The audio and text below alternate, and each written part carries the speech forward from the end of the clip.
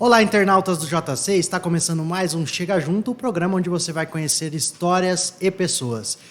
Primeiro programa de 2022 e como começo de ano uma das palavras é inspiração, é mudança, trouxemos uma pessoa que se inspirou e ainda inspira muita gente nos dias de hoje, não é não, Laura? Com certeza. A palavra é inspiração, JP. Estamos recebendo aqui ninguém mais, ninguém menos que Flávio Vetten, o criador do Life on Draw. Seja bem-vindo, Flávio. Muito obrigado pelo convite. Flávio, que tem aproximadamente 600 mil seguidores no Instagram. Isso. E que nos inspira a cada arte publicada na internet, não é mesmo, Flávio? Muito obrigado. É mais o que eu busco, né? Inspiração. Essa é a palavra-chave mesmo. Para quem não conhece o Flávio, para quem ainda não segue o Flávio, o Instagram dele a gente vai deixar aqui na tela.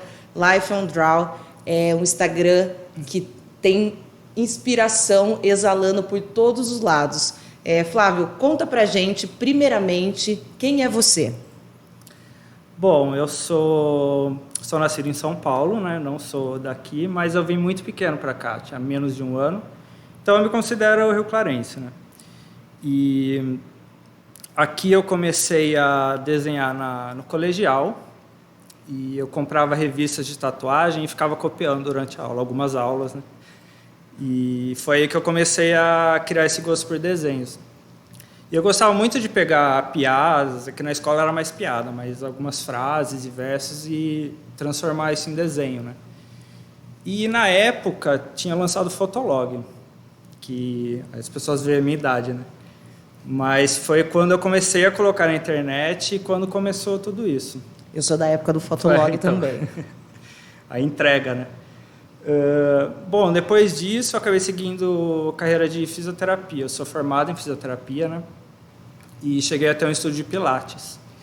Mas tudo isso, enquanto faculdade, estúdio, eu fui levando o desenho ao mesmo tempo, tentando conciliar, mas chegou uma hora que não conseguia. Cresceu muito e eu tive que optar, ou seguia um, ou seguia outro. Não dá para fazer bem feito as duas coisas, né? Você acaba fazendo mal feito as duas. E foi aí que eu acabei optando pelos desenhos mesmos e, graças a Deus, tá dando muito certo. Foi difícil a escolha? Desculpa, JP. Foi difícil a escolha na hora que chegou? Foi bastante. Foi todo um processo aí de, não sei, uns 2 anos, porque dá muito medo, é muita insegurança, né? Você largar uma coisa que você tem ali o diploma por uma coisa incerta, né? Porque ser autônomo é difícil, ainda mais viver de arte no Brasil. E as gerações anteriores assim não tem muito disso de se arriscar, eu acho, né? É mais aquela coisa da formação, vamos seguir ali engenharia, medicina, direito, e ninguém quer ver você se arriscando também, né? Então, para mim foi difícil, mas depois que eu consegui foi libertador, assim. A inspiração vem do estudo, você foi estudar, ou você mesmo olhava o material, vinha coisas na sua cabeça, depois que você resolveu entrar mesmo nessa onda do desenho, só viver da sua arte mesmo? Ou você foi trabalhando conforme o que você foi aprendendo?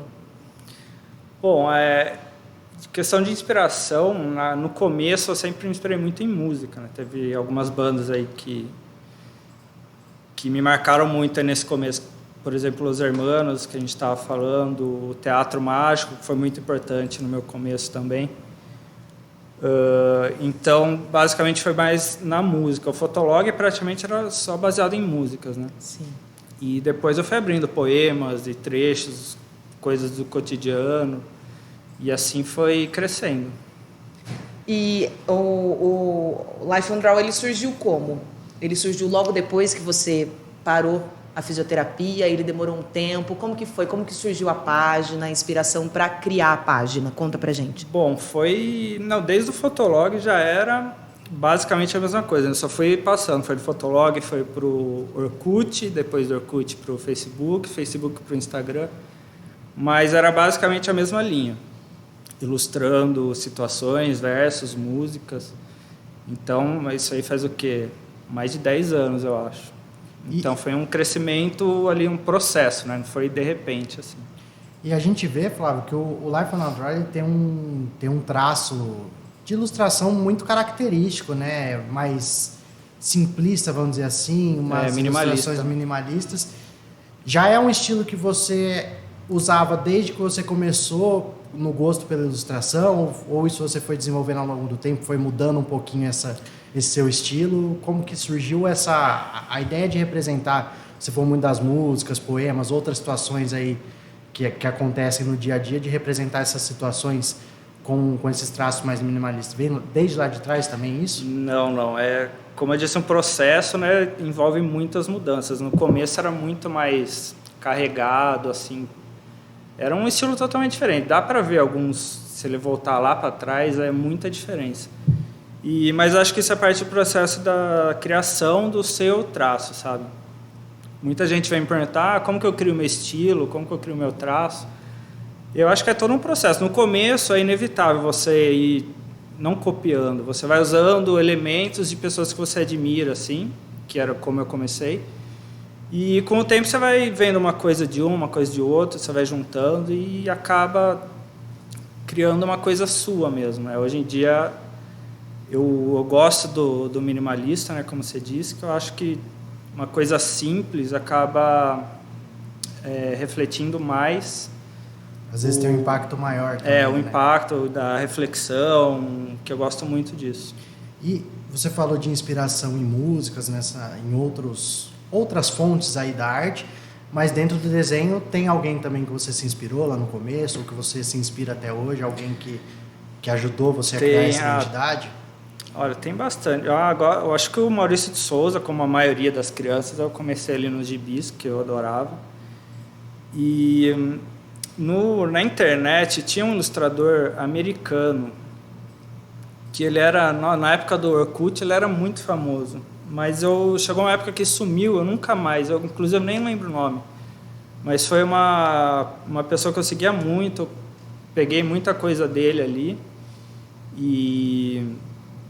Mas é como eu disse, às vezes eu nem vejo muito a pessoa assim, mas eu vejo uma coisa e falo, nossa, que legal isso, vou experimentar. Artes pontuais. Sim. Assim, Referências, né? Referências, exatamente. Quem segue você no Instagram, eu sigo, sou fã, admito.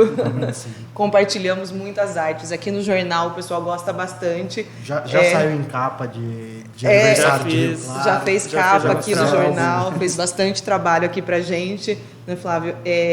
Quem segue você no Instagram consegue ver em alguns vídeos que você posta, né, sobre seu processo criativo. Você mostra em algumas situações como você faz para criar, você mesmo desenhando, né, e tal. Como que surgem as ideias dos desenhos? Como que você faz? Olha, o meu processo, eu gosto mais de trabalhar primeiro com a frase ou o verso, né? Porque geralmente eu batendo o olho ali no verso, eu começo a desmembrar ele, assim por assim dizer. E o desenho vai surgindo. Algumas poucas, raras vezes eu faço algum desenho que está ali na minha cabeça e depois eu crio a minha própria frase. A maioria eu pego de referências, mas de vez em quando estou muito inspirado assim, eu acabo escrevendo também, né? Então, meu processo é mais esse. Por exemplo, quando tem alguma encomenda de trabalho, de empresas assim, eu gosto de primeiro criar a frase, que eu vou usar o verso, e a partir dela eu começo a montar a arte em si. Aproveitando, né? Então a gente já ia falar disso, você citou as empresas e tem esse lado comercial, né? Além do lado artístico do que você faz, do trabalho que você divulga nas redes sociais, que, como a Laura falou, é muito compartilhado. Às vezes a gente vê pessoas que a gente nem imagina, que nem são tão próximas, conhecendo inclusive gente famosa, depois a gente vai falar disso também, mas tem a parte comercial, tem muitas marcas que usam, né? Com parcerias, usando seus desenhos, suas ilustrações e também os produtos que você comercializa. Como que funciona um pouco esse mundo para as pessoas entenderem, às vezes até mesmo quem tem interesse nessa área, como que funciona. E para você explicar também como mercado. Essa questão do direito, né, do seu também. Trabalho, né, porque não dá para simplesmente você reproduzir uma imagem sua, não dá para você simplesmente pegar e imprimir em algum lugar uma imagem sua, porque tem o direito, né, do seu trabalho, né? Bom, questão da comercialização, né? No começo, o começo é muito difícil, né? Como acho que todo mundo sabe, mas a questão ali é você não desistir, porque eu no começo eu me sentia muito, como eu posso dizer, não decepcionado, muito desmotivado, porque para a gente ter uma renda ali com a arte, eu acaba pegando muitas encomendas, e no começo era mais tatuagem, coisas mais pessoais assim. E por ser coisas pessoais, a pessoa já tem uma coisa ali em mente, e eu entregava uma coisa que eu achava linda, maravilhosa, tá aqui. Daí eu falava, não gostei, muda isso, muda isso. Então aquilo me desanimava bastante, né? Mas no começo era só isso, era o que dava a renda, né? Depois, quando eu consegui um crescimento, aí entrou o Teatro Mágico, inclusive eu gostava muito de ilustrar as músicas deles e tal. E numa época eles entraram em contato comigo, acho que foi na época, não sei quantos anos, mas foi bem no comecinho. Eles entraram em contato comigo, falaram que acompanhavam o meu trabalho e eles falaram que eles iam lançar uma linha de produtos e eles queriam me contratar para ilustrar alguns produtos. E foi a primeira vez que eu recebi para fazer um trabalho, mas tendo essa liberdade criativa, né? Eles falaram, a música é essa, você pega e cria o que você quiser. Podendo vender a sua ideia mesmo, né? Porque até então, pelo que você falou, você executava a ideia dos outros muitas vezes. A gente tentava pôr ali um pouco da minha ideia, mas era difícil. E depois que eu fiz esse trabalho, foi quando deu um clique, né? Falando, puta, acho que eu consigo trabalhar com isso. Primeira vez que eu percebi que podia ser o meu trabalho, né? E depois, com o crescimento, começaram a aparecer algumas empresas querendo estampar os desenhos em produtos. E isso me deu muita liberdade, por assim dizer, porque hoje em dia eu tenho algumas empresas que fazem a venda de produtos com as minhas artes, e eles me pagam ali uma comissão, um direito autoral, e isso me dá um fixo, né, por assim dizer, mensal. Então, eu tendo aquilo ali, eu consigo me dedicar para o resto da criação, que todo dia eu faço algum desenho para ficar movimentando, tem alguns outros projetos que eu levo junto. Então eu tenho essa liberdade, por assim dizer. E isso foi um divisor de águas assim para mim, né? Você tem relógio, não tem? Você tem capinha de celular, tem quadro, o que mais que você tem? Hoje em dia, deixa eu lembrar, tem adesivos, quadros, os relógios, as capinhas. E agora eu não... E lembrando que tem também, para quem quer adquirir os seus produtos, né? Na sua loja, né? No seu Instagram. Inclusive eu lancei alguns arquivos digitais, o calendário, por exemplo. Porque eu via que muita gente não conseguia ter acesso a alguns produtos, porque eles têm um valor mais alto e tal. Questão de frete também. Então eu pensei em lançar alguma coisa que pudesse ser mais acessível para as pessoas, como arquivo digital, a pessoa só entra no site, eu coloquei um preço mais reduzido ali. A pessoa comprou, já chega no e-mail, imprimiu, então ela vai ter algum trabalho na mão meu dela ali. É muito legal, o calendário é super usual, porque ele tem uma estação para escrever. Eu comprei o ano passado o calendário e eu deixava colado na minha geladeira. Ia lá com a minha menina, escrevia o que tinha no mês que precisava. Por muito coisas que eu uso, porque eu gosto de ilustrar datas especiais, datas comemorativas. Eu gosto muito de história, né? Então eu gosto de desenhar alguma coisa e contar um pouco da história. E eu sempre procurava algum calendário que eu pudesse colocar essas coisas, né? E quando eu criei, eu pensei nisso também. É bem legal. No site, você tem um site, né? Para o pessoal. Isso. No Instagram também tem um site que o pessoal pode dar uma conferida no material do Flávio.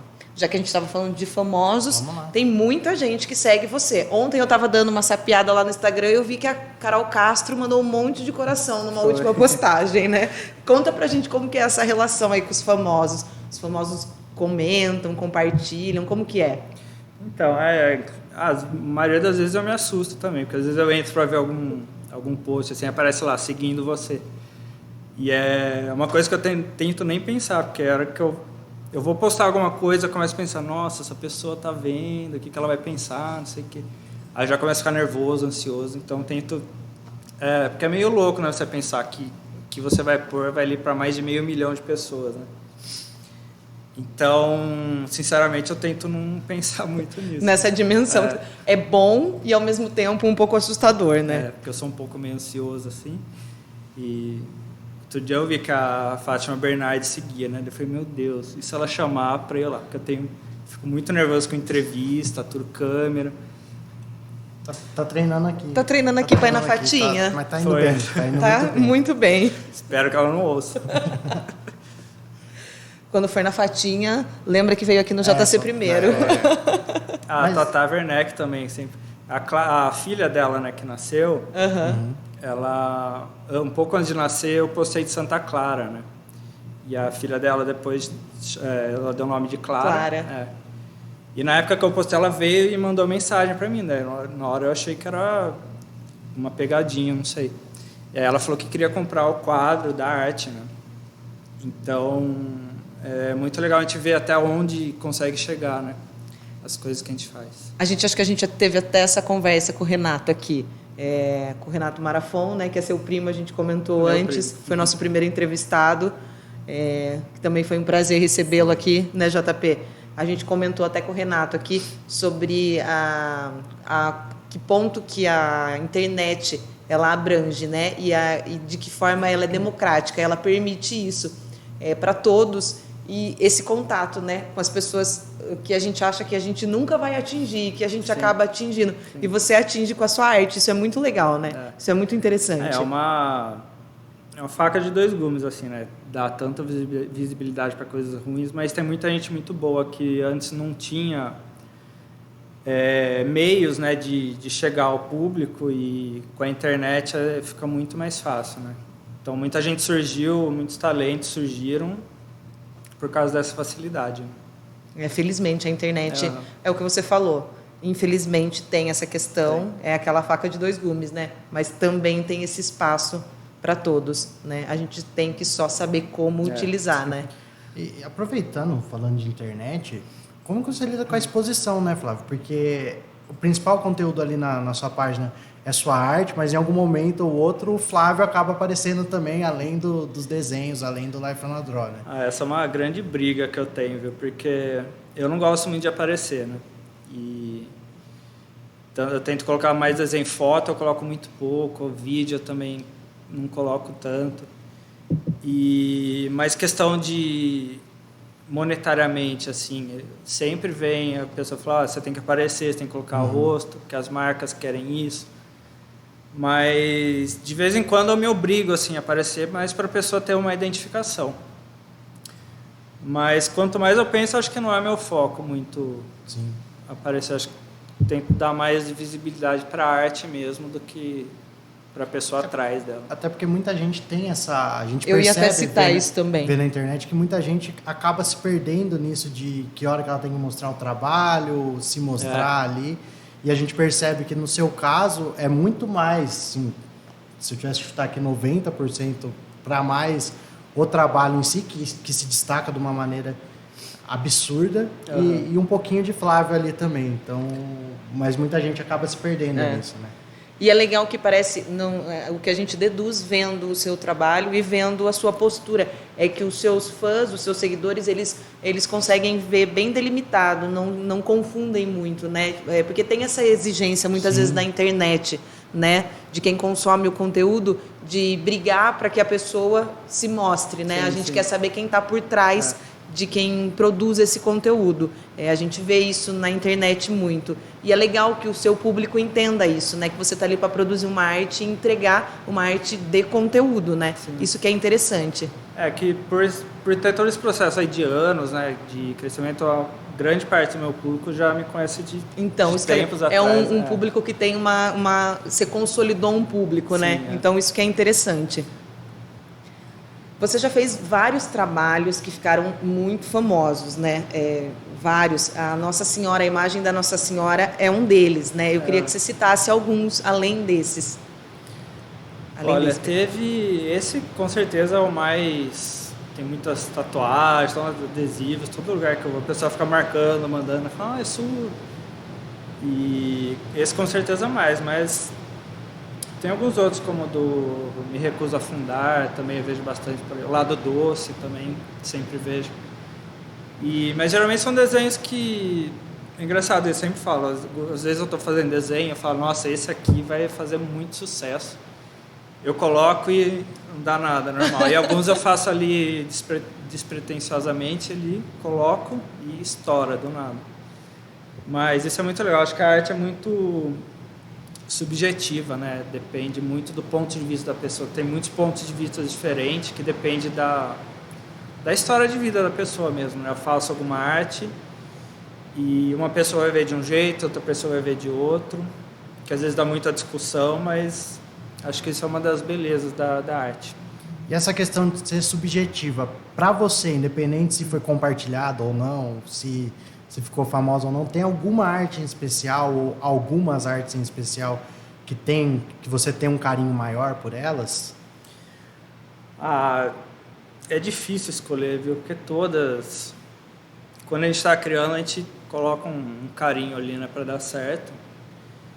E a grande maioria delas eu tenho muito, muito carinho.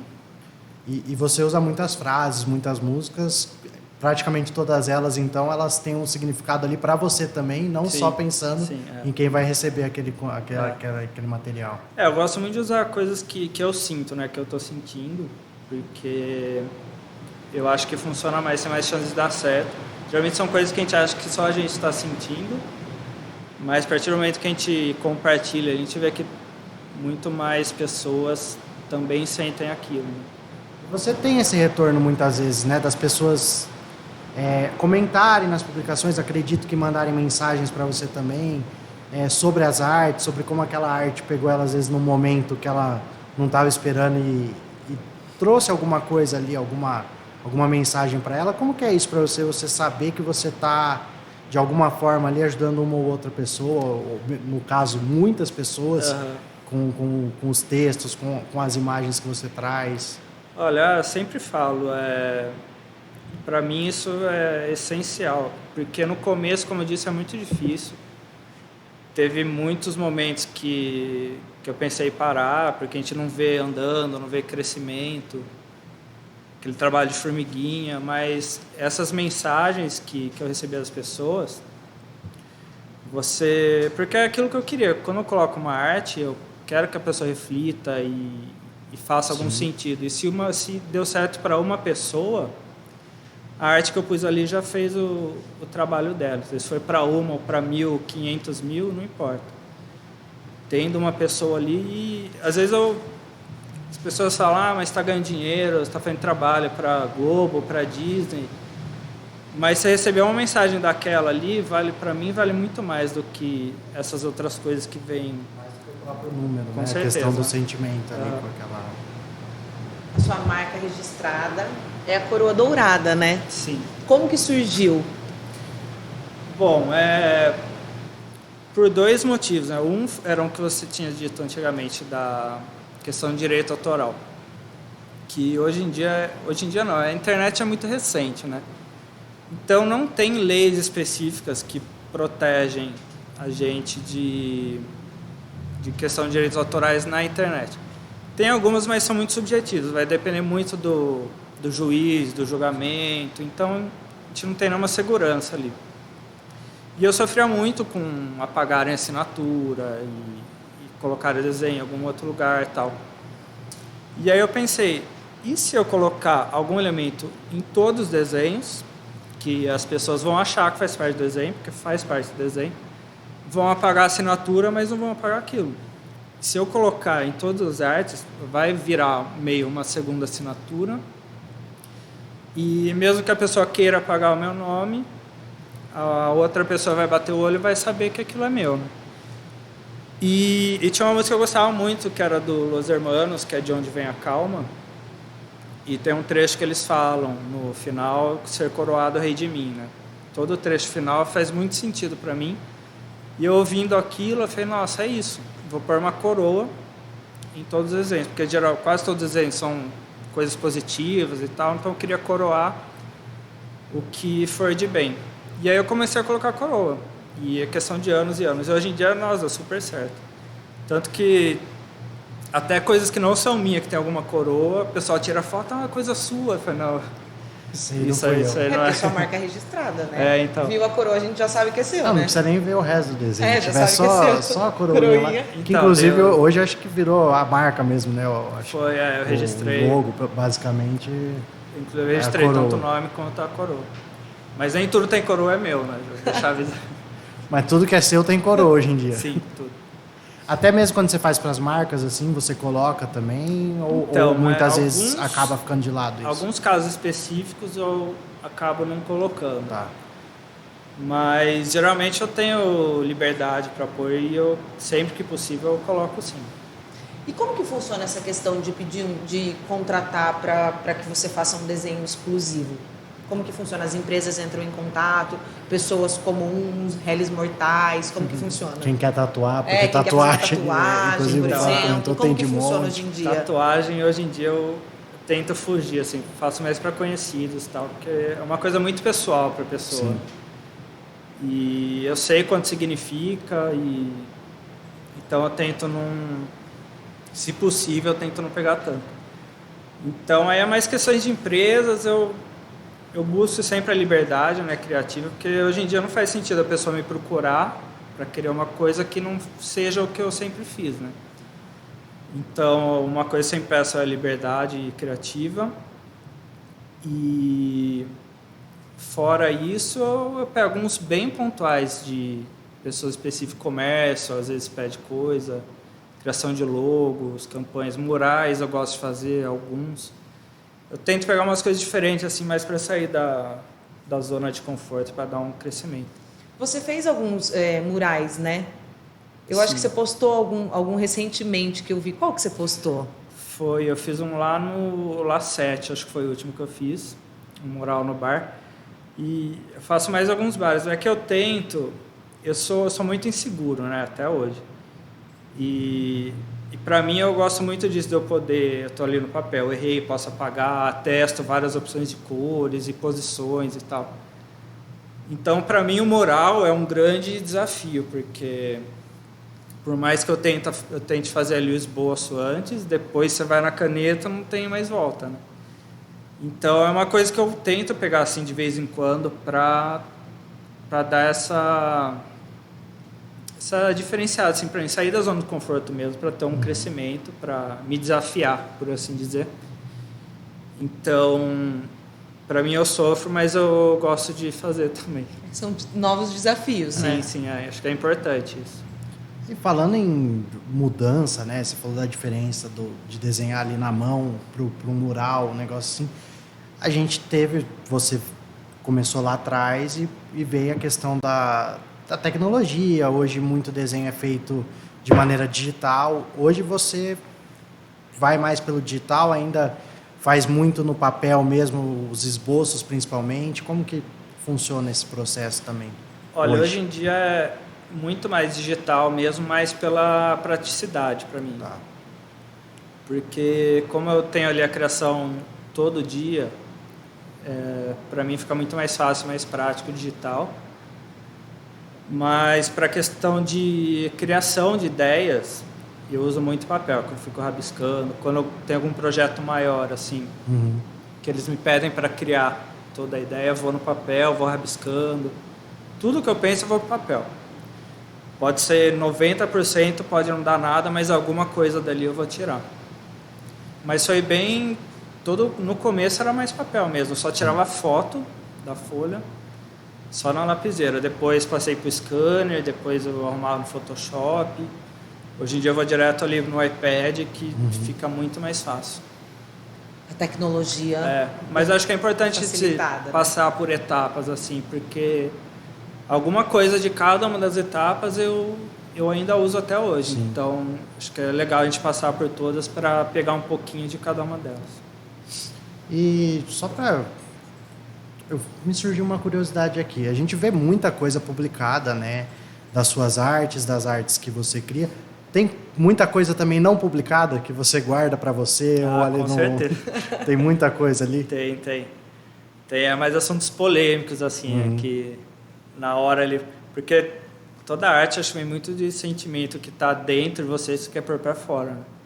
E na hora ali está entupido, você quer desabafar, eu pego o desenho. Aí na hora de postar eu falei, nossa, será que eu posso mesmo? Porque às vezes a gente perde a noção da grandiosidade que tem, né? Porque a gente só está ali na frente da telinha, às vezes a gente esquece que vai para tanta gente, né? E nunca sabe quem que é essa gente que vai estar ali do outro lado. O que a pessoa vai pensar, para que vai usar. Então, sempre antes de postar, dá uma pensada, uma segunda pensada, né? Falar, será que eu devo? Se eu acredito naquilo que tá, geralmente eu posto. Mas teve alguns que eu já recuei mesmo. Mas também teve algumas coisas que você postou, não sem pensar em quem estava do outro lado, mas sem se importar com essa reação, qual fosse ela, né? Também você tem esse lado um pouco sim, também, de mostrar o seu pensamento, mostrar o que você acredita, como você disse, através dos seus desenhos. Eu acho que é mais uma questão de posicionamento. Eu acho que alguns assuntos a gente não pode se abster assim. Porque no começo eu tinha medo de me posicionar de alguns assuntos.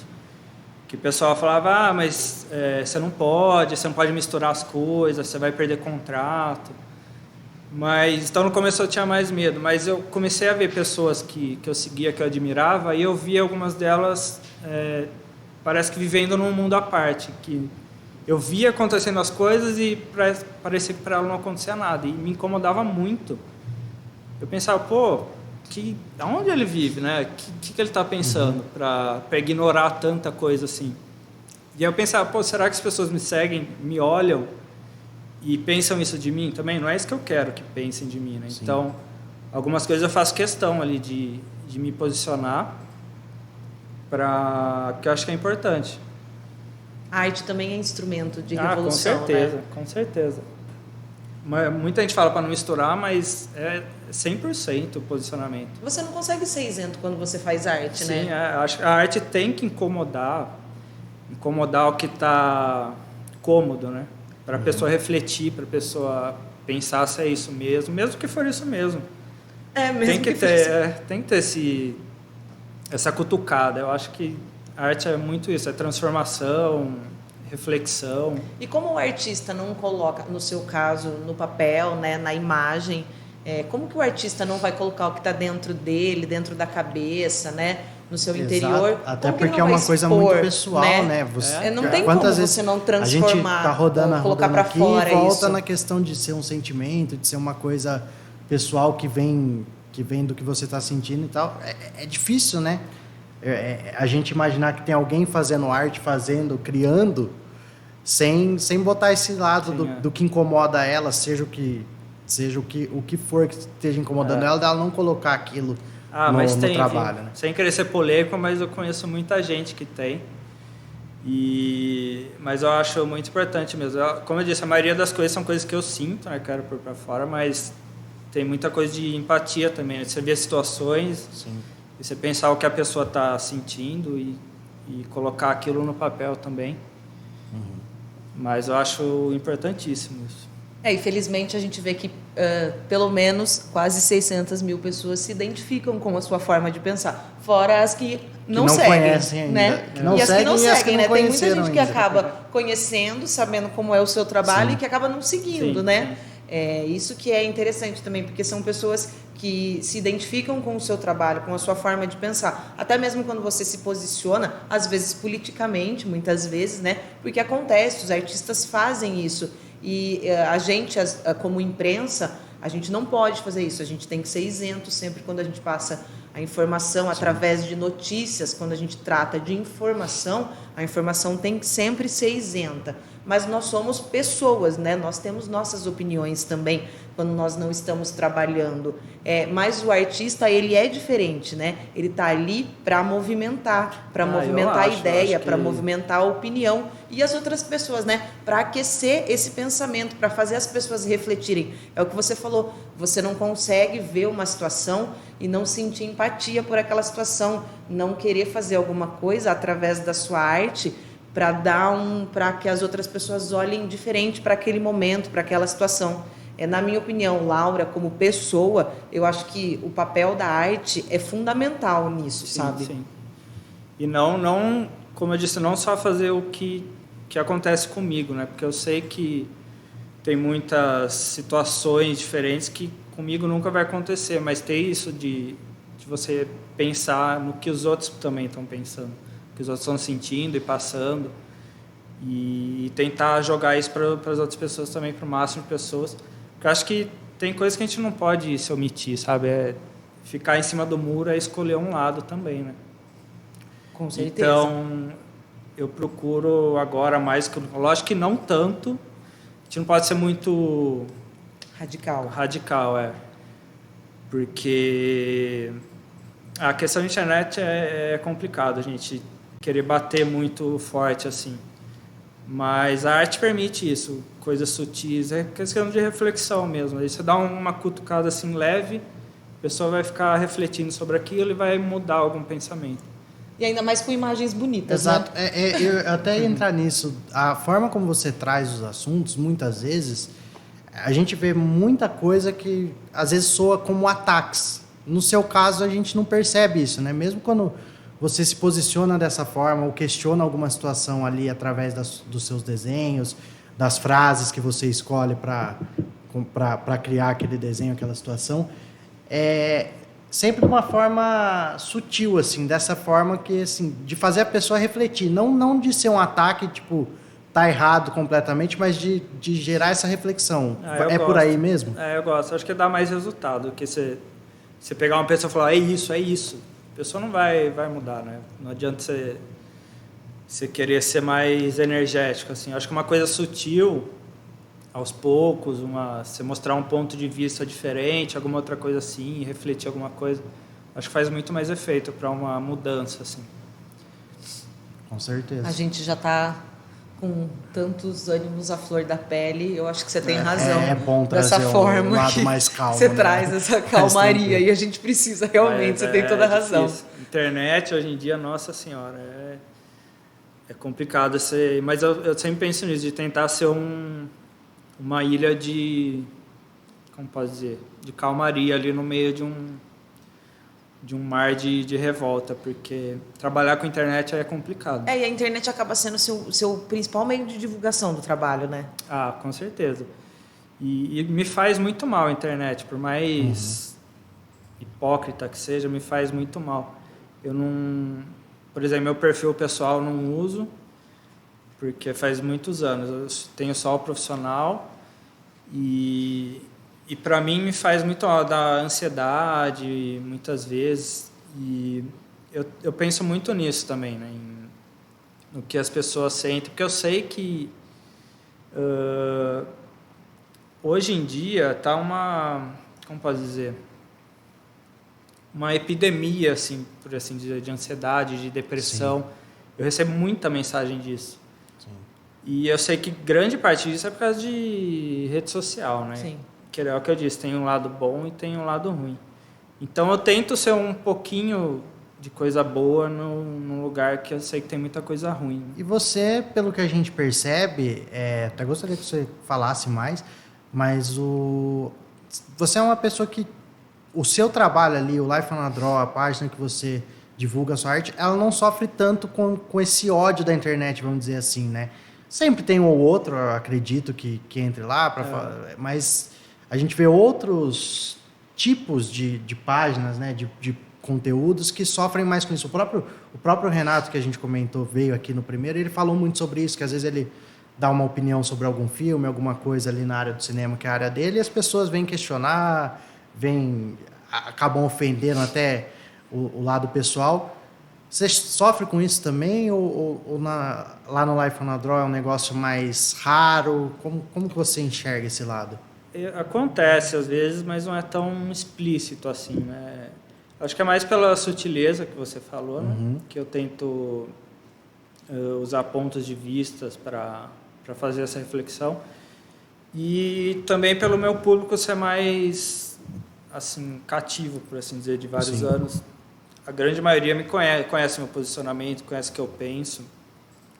E então, às vezes chega pessoa nova, alguns desenhos eu faço e dão uma explosão assim de engajamento, chega bastante gente nova que não conhece muito o que eu penso, né?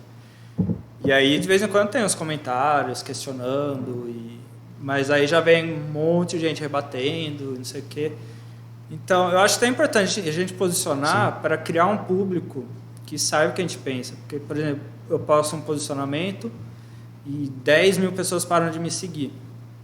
Eu não vejo isso como uma coisa ruim, porque 10 mil saíram, mas ficaram outros 10 mil que sabem o que eu penso e me conhecem e vão me seguir, gostam do que eu faço. Para mim vale muito mais poucas pessoas que acreditam no que eu faço do que 100 mil que estão ali só por Não adianta você ter números se você não tiver qualidade nesses números. Pessoas que acreditam. Você tem que mudar a sua forma ali de atuar na internet por conta das pessoas que estão te seguindo. É o que você falou lá atrás de muita gente não se posicionar, né? Acho que é o principal medo dessas pessoas hoje. Sim, é a questão dos números, a questão que você falou também da ansiedade, da depressão. Isso eu acho que influencia demais, porque hoje a gente olha para o lado, você vê uma pessoa que você conhece, que não é uma pessoa assim que te passaria que não te inspiraria, mas você olha para essa pessoa, ela tem, sei lá, 50 mil seguidores a mais que você, e aí você fica se comparando a ela de uma forma. Então isso acaba influenciando também. E é legal quando a gente vê uma pessoa que, por mais que você tenha seus 600 mil seguidores, isso certamente influencia muito no seu trabalho, a ponto de que aquele lá é seu principal, principal meio para você estar divulgando esse trabalho e fazendo a sua arte.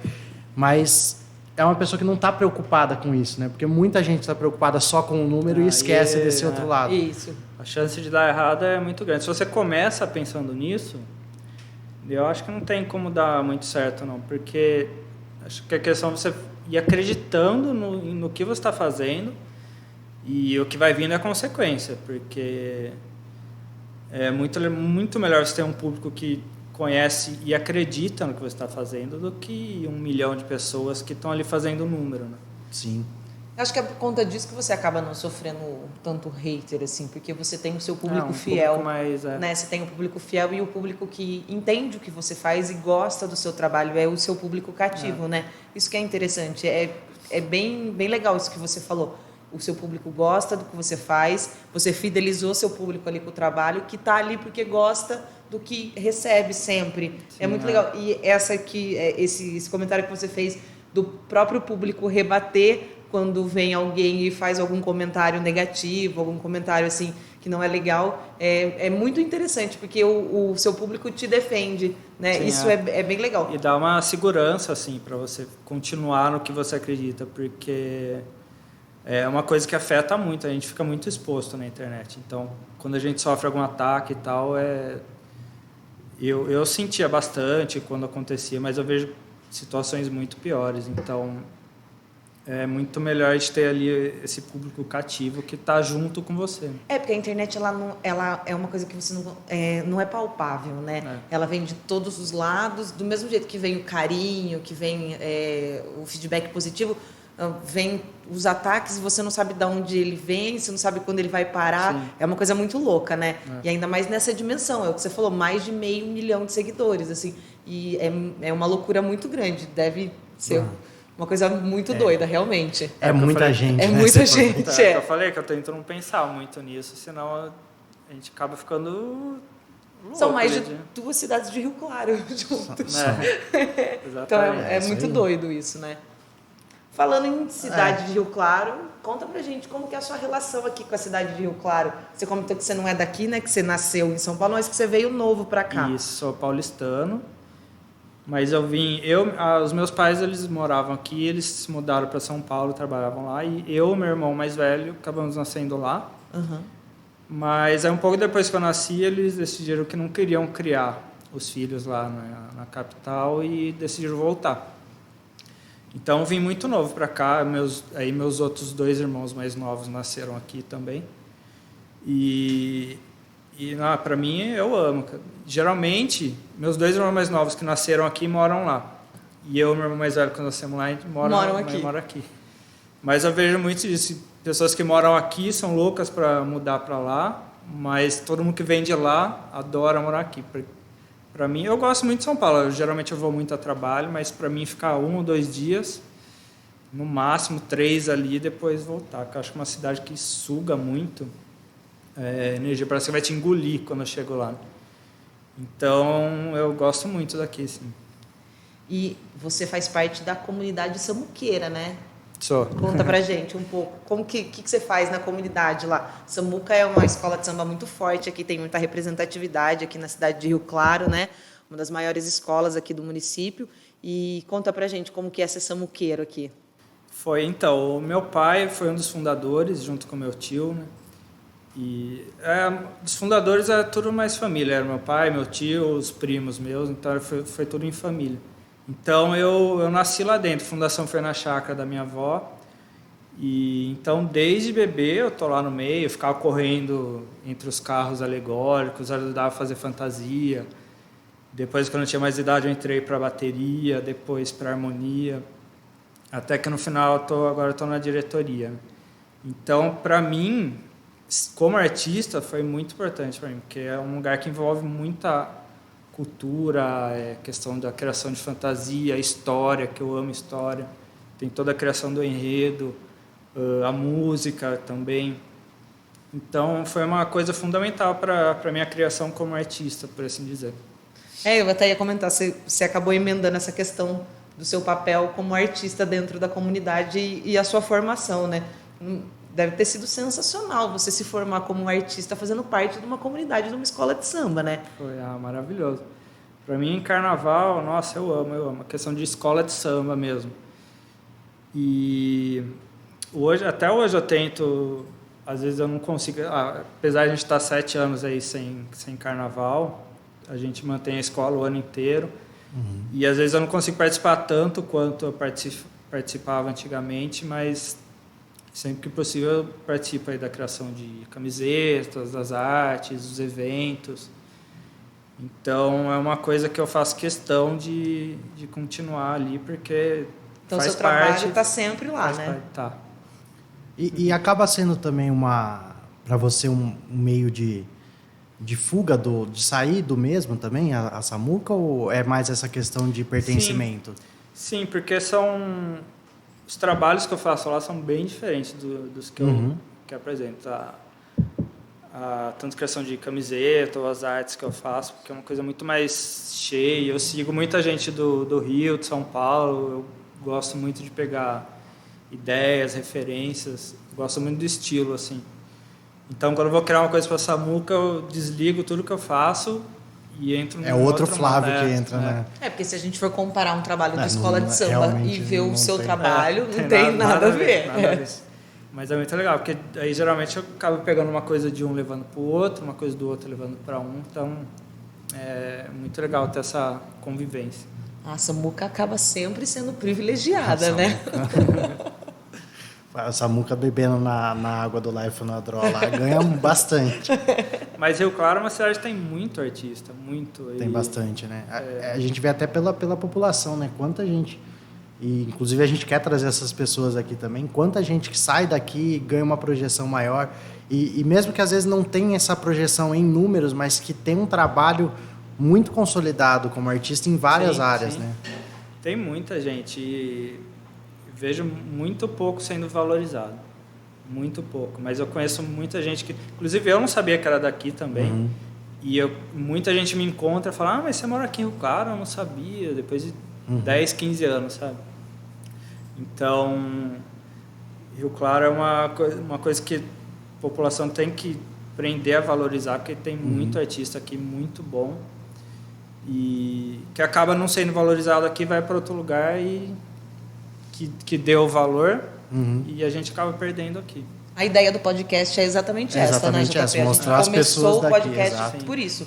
Mostrar pessoas, artistas, pessoas que têm um trabalho, que são daqui, que realizam esse trabalho aqui, ou que tem uma abrangência maior, mas que são da cidade de Rio Claro, que tem uma abrangência nacional, ou municipal, ou regional, mas que são da cidade, sabe? Que são filhos da terra aqui, que a gente possa dar uma visibilidade maior para mostrar para a cidade que são daqui, sabe? Até porque, como o Flávio falou, acho que muita gente, inclusive daqui, que compartilha as artes, que segue, às vezes não sabe, né, que você é daqui. Em Rio Claro, muita pouca gente, sabe? É mais Nordeste, muita gente Nordeste, essas capitais, assim, mas aqui mesmo Então é mais questão de valorização mesmo. Inclusive eu acho muito parecido o que eu faço com o carnaval, que eu faço muito esse paralelo de não dar o valor, sabe? Da pessoa, mas para mim chegar, você só fica desenhando o dia inteiro, você não trabalha, e carnaval é a mesma coisa, só fica aí desfilando pelado no fim do ano, não faz nada o ano inteiro. Então busquem conhecer o que a gente faz o ano inteiro, o reconhecimento, o resultado daquilo que a gente faz, as pessoas que a gente ajuda, porque é um trabalho é um processo do dia a dia. Não é só o resultado final que a pessoa vê ali. Não. E entra nessa questão que você falou da arte, até do carnaval, desse paralelo que você fez. O carnaval todo mundo acha que é bagunça, né? Não vê, e na verdade o carnaval é uma indústria gigantesca, não só que né? A questão mais de interior, que Rio Claro é muito forte, mas se a gente vai para as capitais, para outras cidades, o carnaval movimenta muita gente, movimenta a economia, movimenta muita coisa. E a arte acaba tendo essa visão também de que as pessoas olham e muita gente vê um artista e fala, é seu hobby. Desenhar é hobby, não é trabalho para a maioria das pessoas, mas não é assim, né? Na pandemia, na quarentena, a gente ficando em casa, a única coisa que a gente fazia era o quê? Era consumir arte. É filme, seriado, música, ler livro. Sim. É só arte. E o retorno acaba não sendo só financeiro, né? Com que a gente estava falando, né? O retorno ele acaba não sendo só financeiro. Para o artista principalmente, né? Que você vê o seu material. É lógico que todo mundo precisa pagar conta, comer, consumir, né? Mas o retorno ele não é só financeiro. Quando eu acho que um artista vê o seu conteúdo sendo consumido e aproveitado da melhor forma, sendo discutido, sendo apoiado, ele fica se sentindo... É o que você falou, você fica feliz porque você conseguiu a abrangência que você queria, né? A missão da arte é isso, é fazer ali o questionamento, a reflexão, a mudança. Se eu vejo isso em uma pessoa, para mim já está ótimo, cumpriu o papel dela e pronto, entendeu? Tem mais perguntas? Por mim acho que é isso, a não ser que o Flávio queira comentar mais alguma coisa, mais algum... Acho que não, deu para... correr bastante coisa. Acho que deu para as pessoas conhecerem um pouco mais do seu trabalho, de quem é você, né? Que, como a gente disse aqui, muitas vezes não é tão colocado assim para todo mundo, mas acho que agora quem as pessoas... está por trás, né? Agora as pessoas conseguem ter uma noção melhor de quem é o Flávio Vetten do Life on a Draw. É isso. Flávio, muito obrigado por ter vindo, por disponibilizar seu tempo, pela conversa toda. Estamos abertos sempre que quiser voltar para a gente conversar mais. Muito obrigado mesmo. Tá ótimo, eu que agradeço. Como eu disse, eu não gosto de aparecer tanto, raramente eu apareço.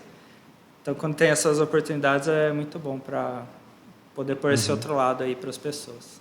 Muito obrigada, Flávio. Foi um prazer recebê-lo aqui no Chega Junto. Obrigado. Bom, até a próxima. Até. É isso então, Laura. Semana que vem, então, mais um Chega Junto com mais um convidado especialíssimo para você conhecer a história ou as histórias do nosso próximo convidado. Lembrando, toda segunda-feira você confere um novo episódio do Chega Junto.